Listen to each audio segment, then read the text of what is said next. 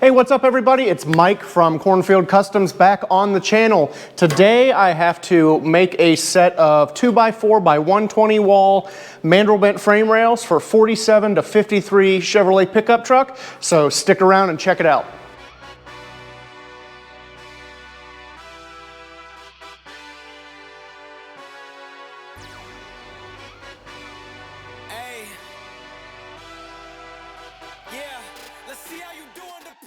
All right, so first things first, I've got our bend worksheet here. The tubes are already cut to length. I went ahead and deburred the inside and the outside and wiped everything down with lacquer thinner to get the oil off of the hot roll P&O tube. So everything's ready to roll. I can start laying out. First thing I like to do is, you really can't see it because it's kind of off frame here, but I draw an arrow at the end of the tubes that are going to be facing outside of the machine. That way I can keep track of which is the front facing out of the machine, and I do have one tube that is seam side up and seam side down. That way when they're bent they become a mirror image of one another and the seams are always on the inside. So next I have to do layout of all my bends. You can see here I've got a worksheet that tells me where all my bend locations are, the bend angle, and how much I need to program into the machine to account for spring back. So I've had a bunch of people ask or comment about why I work usually to 3 decimal points. I'm not really sure why on this one it changed to 2. I don't know if it was a software update or what.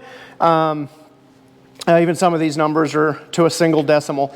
The reason I do that is I try to be consistent. So when I draw in AutoCAD or any other computer software, I always draw to the 3rd decimal point. Usually it's not too critical, but that's just how I learn, so I like to stick to that 3 decimal rule. So same thing with this. When I set the software up, I just went ahead and put in 3 decimals because that's what I'm used to seeing, and you know, I like to be consistent across the board. Do I work to the 3rd decimal point laying out tubes? No. I usually round up to the closest 16th. But again, it's the familiarity and consistency of working in the system that I'm used to working with. So 3 decimal points is how I like to work, even though I round up to the 16th when bending tube. So the other question, and I'll show you guys more about it later, is, well, I'm working to 3 decimals or to a 16th, but I'm using a standard Sharpie. The reason I also do that is because the thickness of the Sharpie line is usually around an 1/8 inch. So if I use a piece of 1/8 inch as my face stop, when the line is, you know, flush on both sides of the material, I know I'm centered.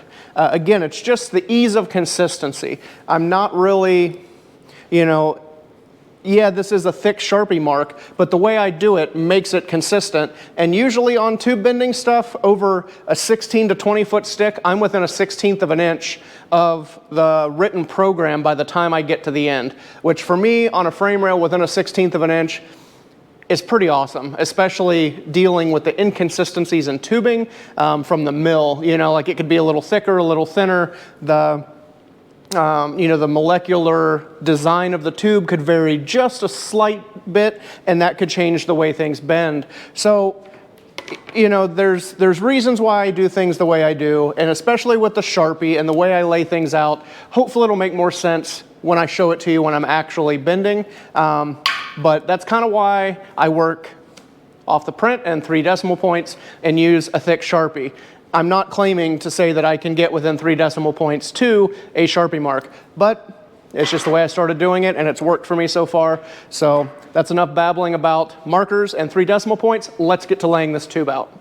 All right, so we have our arrows drawn at the front of the tube, which faces out the front of the machine. And in this instant, that is the front of the tube. Sometimes it'll be the back of the tube. It just depends on the bend orientation. That way I'm not swinging a 16-foot piece of tube a long distance if I can avoid it, or what the minimal amount of grabbing distance is in the clamp die versus how much I need to be left in the machine for the wiper die. So there is a balancing act of that to get which I orient the front or back in the bend process. But in this one, the front is the front of the frame.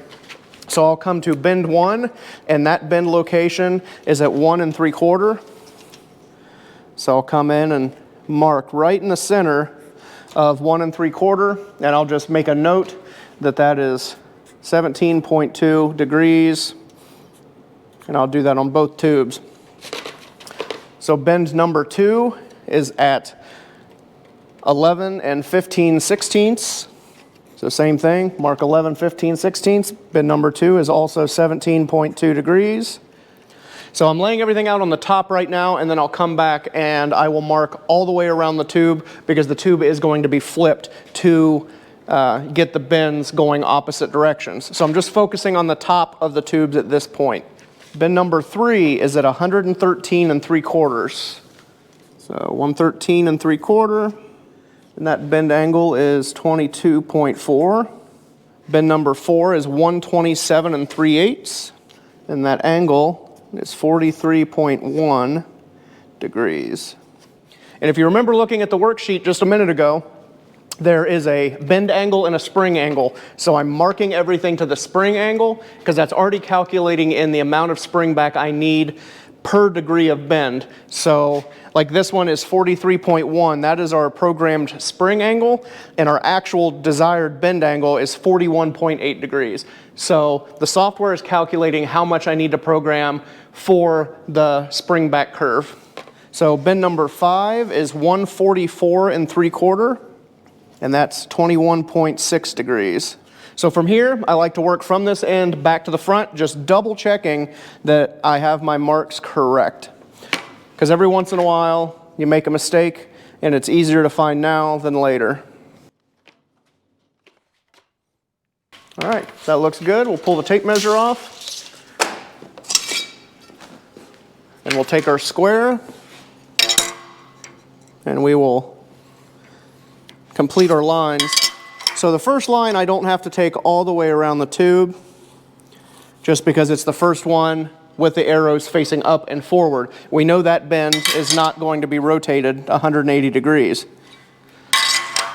Bend number 2, we know will be rotated. So I'm just going to mark on the 2-inch leg of the tube for now. And once I get all of the tops and legs marked, then we will flip it.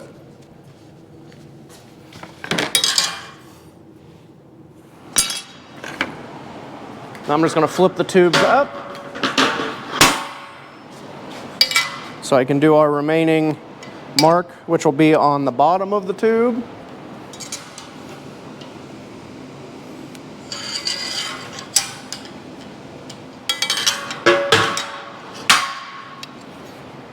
With everything all laid out and ready to bend, I can get the machine turned on, get everything zeroed back out, and ready to start the bending process. All right, now we can get the machine set up. So we got it powered up, and we have to, it's just letting us know that we have to re-zero the spindle. So we'll turn our pump on. We're gonna do jog spindle. And we'll just reverse it and hold it for a second till it deadheads. And then we know we're at 0. So spindle position is at 0, spindle load is at 1%, and we're good. So we're gonna exit out. I'm just going to turn the pump off for now while we get the first tube set up. So I set one tube to the side already just to get it out of the way so I can use my cart to load the tubing. So first things first, we have to take our bend lube, and I'm just going to wipe some here at the inside of the die. So the mandrel will shove the lubricant up through the tube when we insert the tube, or insert the mandrel into the tube and the tube in the machine. So then I'm going to come over and I'm going to lubricate the mandrel. So there's the mandrel, and I'm just going to wipe some lube all over it, and we're ready to insert the tube into the machine and the mandrel in the tube. So lining the mandrel up to slide inside the tube, and then I'll go to the back of the tube, shove the tube all the way in. All right, so from here, I'm going to turn our pump back on, and we'll go to a single bend. And our first bend angle, 17.2 degrees. Double check that on our print, and then I can extend the mandrel, which will push the mandrel up to the tangent point of the bend, which is pushing the tube out for now. And this is where I'm going to show you kind of how I use this flat plate. So this is why I use the regular Sharpie, because I can slide the tube up to our 0 point, which I use at this face.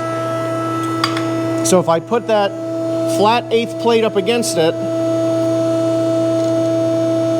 I can push the tube until it takes the line on both sides. So if you can see that, I can push it up until the blue line disappears on the front, and that's how I use that reference line of the thick Sharpie. Yeah, I could always scribe it, or I could use a thinner marker, but this is just the way that I do it, and it works for me. So a little bit of insight onto why I use the thicker blue Sharpie, and it's not about reaching that 3rd decimal point doing it this way. So now we can extend our clamp, and you can see the clamp moving over. And then I will extend our pressure die, which is back here, moving forward. And then I can execute our first bend of 17.2 degrees.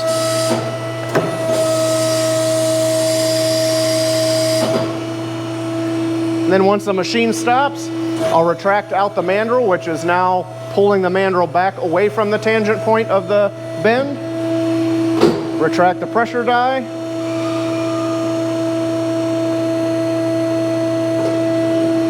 And then retract our clamp. I can push our swing arm out of the way, and I can zero the die back to 0. So then I can repeat the process. We're going to pull the tube out a little bit. Our bend angle is still at 17.2 degrees. So I'll extend the mandrel, and while that's doing that, I'll rotate our tube. And I'll take our flat plate there and line it up with our Sharpie mark.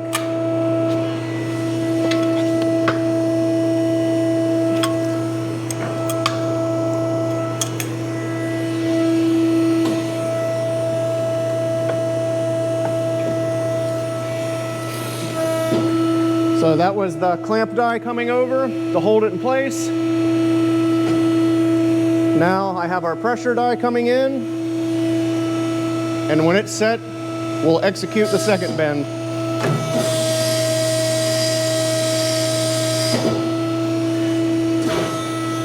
Now that the bend's done, I'm retracting the mandrel again, retracting the pressure die,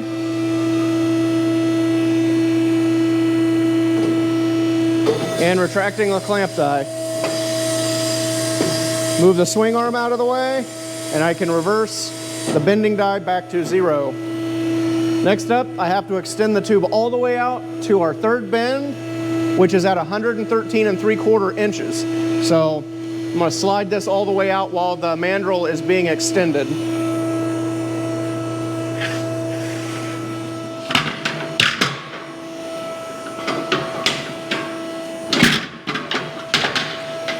All right, so with the tube pulled out, I'm not going to get this set just yet. I want to come over and we're going to change our bend angle from 17.2 to 22.4, which is on our bend worksheet as bend 3. And the reason I put it on the tube as well is just a reference mark, so I make sure I'm not on a different bend than I need to be on. So got that set, and now I can slide the tube in using our 1/8 inch guide here.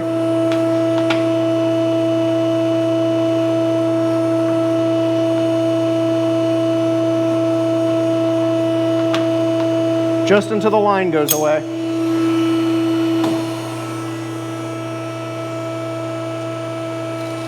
Then we can extend our clamp die, because our mandrel is already extended because I used it to help push the tube forward. And then we will extend our pressure die that keeps pressure on the back side of the tube before it comes into the bend. Double check that we're at 22.4, and we will bend.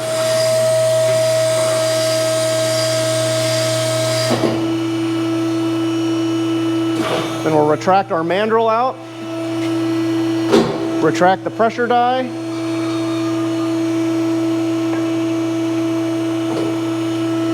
Retract our clamp die. Move the swing arm out of the way, and I'm just going to pull this forward just a touch, and we can reverse our bending die back to 0. So a lot of this is just really repetitious on changing the bend angle and, you know, extending and retracting the mandrel, extending and retracting the clamp and the pressure die. So we've only got 2 bends left, so I'm going to go ahead and change our bend angle from 22.4 to 43.1, and I'll extend our mandrel, and I'm going to have to flip the tube. So I've got a cart here that you'll see me move to help support the tube from hanging out of the front of the machine.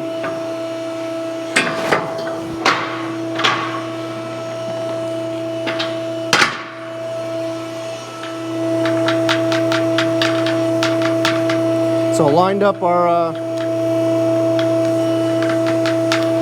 mark with our gauge, and I'll extend our clamp die, and I'll extend our pressure die. While that's running, we'll double check that we're at 43.1, and now we can bend our second to last bend.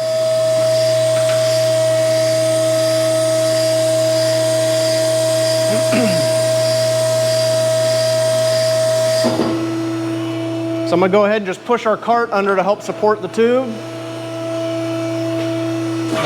And we'll retract the mandrel out of the tube again.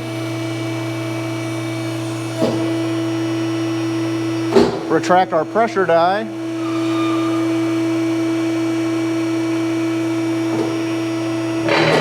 Retract the clamp die. Move the swing arm back to 0. Pull the tube out just a little bit, and I will 0 out our bending die.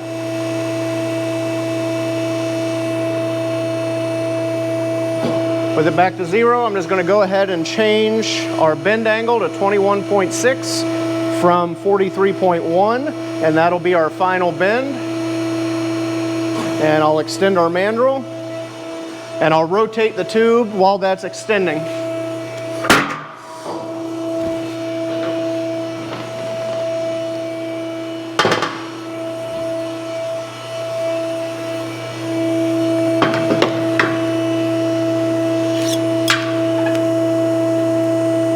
Line our Sharpie mark up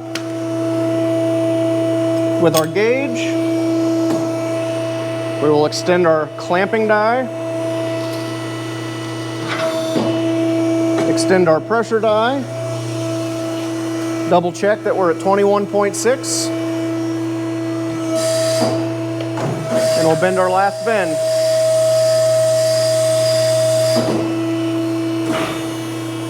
And then we'll retract everything out, and this rail will be done. I'll pull it out of the machine. We'll load up the next piece of tubing, bend it. I'll probably speed that up since we walked through this one. And then we'll have a matching pair of 47 through 53 Chevrolet 3100 truck frame rails.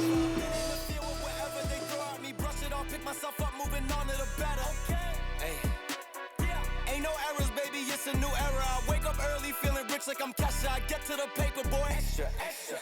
Walk with me, you know that I got it. Come with me, let's take a trip to the islands. We up on the jet, we'll do more than just fly on it. Stand on that hill, you gon' die on it. Boom, boom. Baby, I'm not one of them, you should try on it. Miss me with all that, I'm on it and next. Whip this up, I send you back to your ex. But good luck with that, this is big as it gets.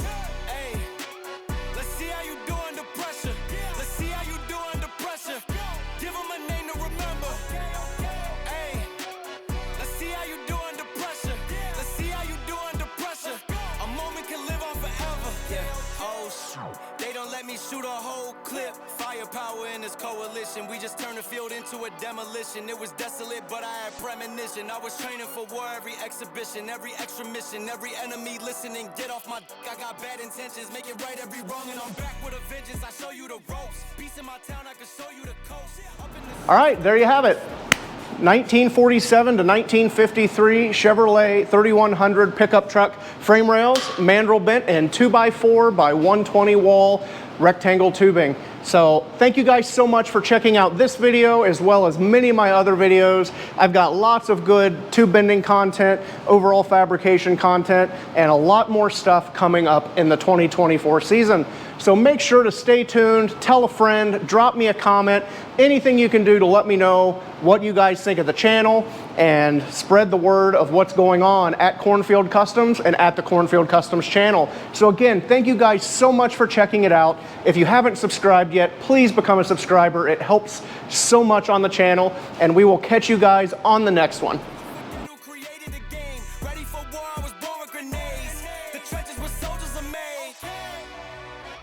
Let's see how you do under pressure. Let's see how you do under pressure. Give them a name to remember. Hey, let's see how you do.